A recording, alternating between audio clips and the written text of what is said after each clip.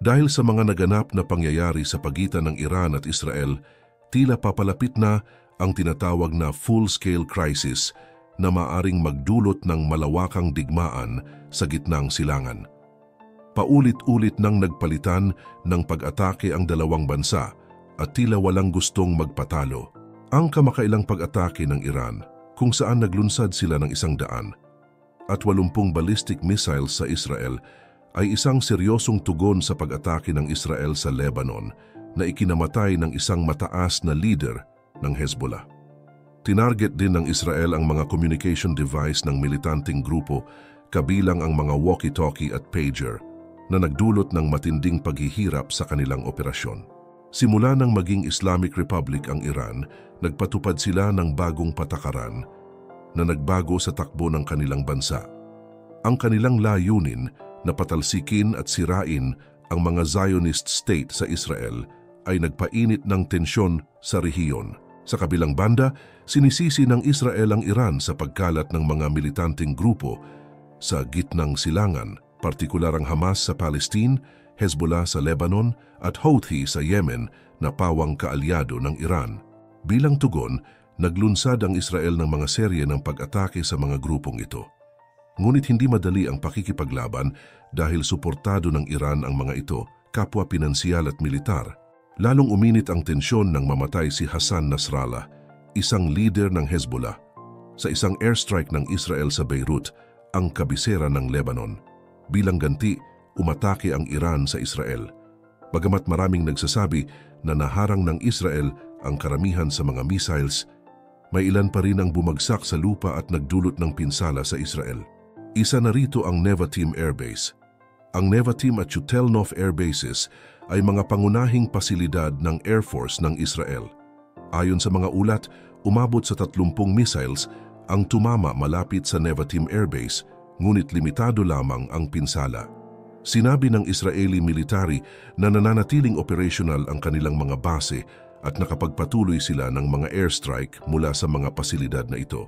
Nagbabala ang Tehran na kung magbibigay ng tugon ang Israel, makakaranas ito ng mas malubhang pag-atake. Ipinahayag naman ni Punong Ministro Benjamin Netanyahu na nagkamali ang Iran at sila'y haharap sa mga matinding kaparusahan. Sa kabilang banda, pabor ang Amerika sa Israel na dapat magbayad ang Iran sa kanilang ginawa. Gayunpaman, kahit ang Amerika ay hindi pa rin alam ang plano ng Israel at naghihintay rin ng tugon ni Netanyahu. Patunay lamang ito na malaki ang impluwensya ng Amerika sa gagawing aksyon ng Israel laban sa Iran.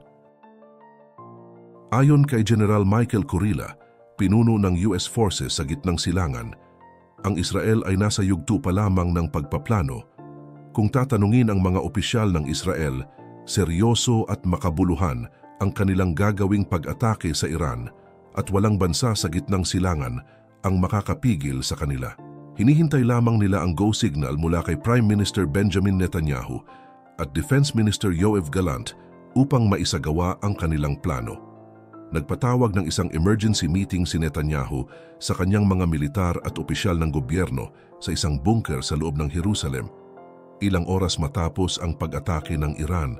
Ayon sa kanila, malalaman na ng mundo ang kanilang gagawing resbak sa loob ng ilang araw. Nagsimula na rin ang Israel sa pag-target ng 4 na air defense system facility sa loob ng Syria at maraming naniniwala na ito ay paghahanda para sa kanilang opensiba laban sa Iran. Alam naman natin na ang Syrian airspace ay mahalaga para sa Israel dahil dito dumadaan ang mga fighter jets at bombers ng kanilang hukbo bago makarating sa Iran. Isa sa mga pinaghihinalaang target ng Israel ang mga nuclear facility ng Iran na matatagpuan sa 5 magkakaibang lokasyon: Arak, Fordo, Natanz, Isfahan at Bushehr. Ang pinakamalaki sa lahat ay ang Isfahan Nuclear Facility.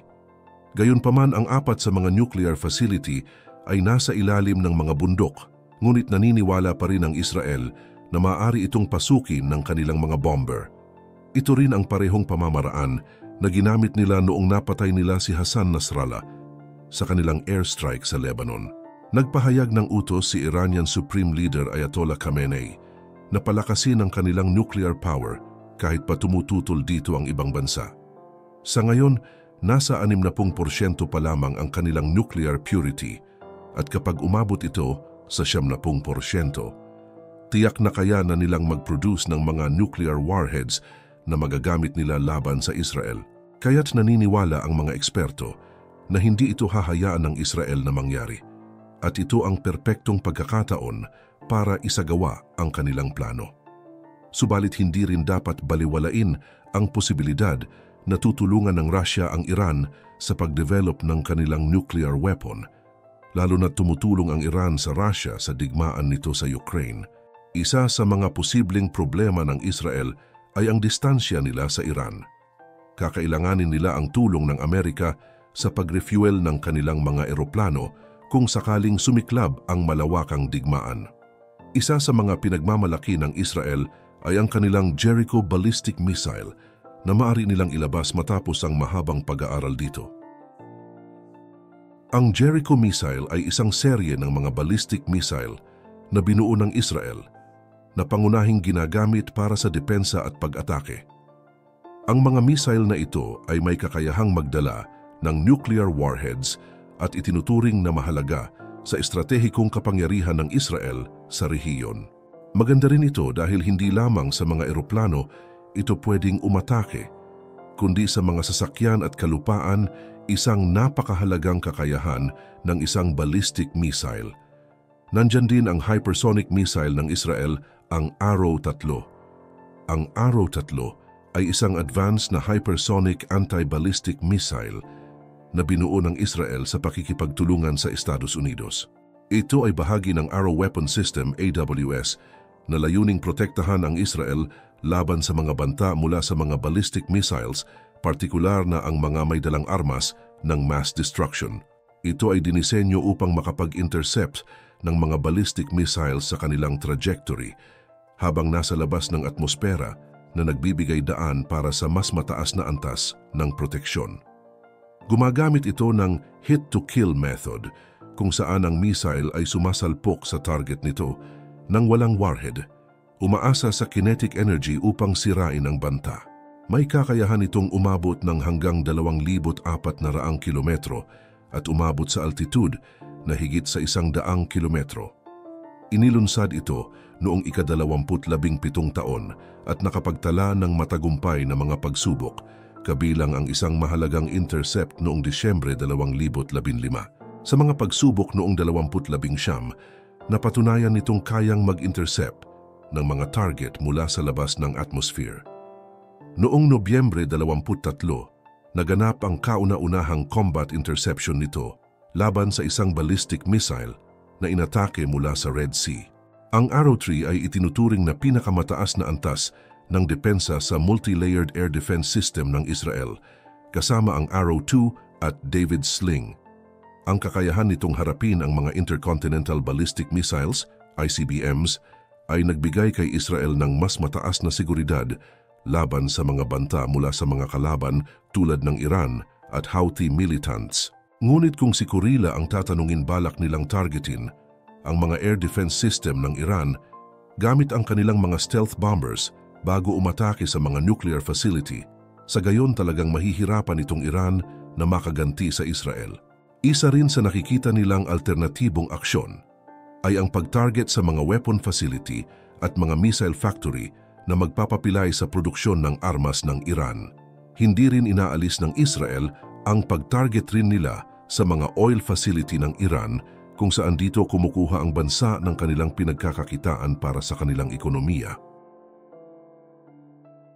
Kung ang lahat ng ito ay magawa ng Israel, tiyak nasa kanila na talaga ang tagumpay, subalit ang tanong, makakaya ba nila ito mag-isa? Kung sakali kasi na hindi nila ito magawa at magkaroon ng pagkakataon ng Iran na makaganto, tiyak mas magiging madugo ang kanilang digmaan. Maraming mga buhay ang madadamay at mga sibilyan na mamamatay.